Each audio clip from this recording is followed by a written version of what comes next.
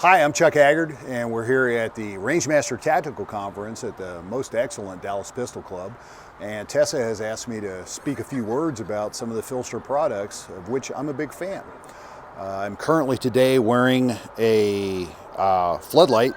It's one of the newer ones that has the wavy feature that I forget the name of, but it is supposed to make it more breathable and less sweaty against your skin and things like that.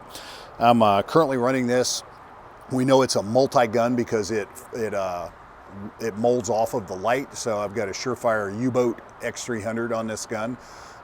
This is a Glock 17. It's one that I've had a while, so it's got an MOS Tango down plate, Acro P2. I've been using this for some of the law enforcement training.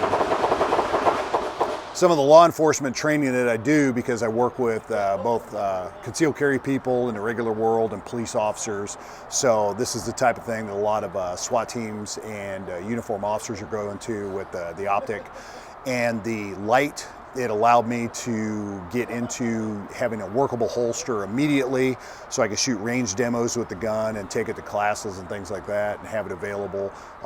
Makes good loaner gear, and then if I'm working with other clients that are using different guns, then I can use one of their guns and just pop the light onto that gun, and that interchangeability of the holster with the gun is a very nice feature.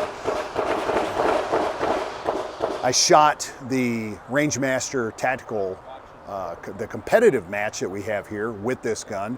I'm still working on I like to keep my red dot skills going. This was a close and fast match, so I shot it with this gun with the optic and the holster, super fast draw. In this clothing, not super concealable, but under different circumstances, different clothing, like a hoodie or something like that.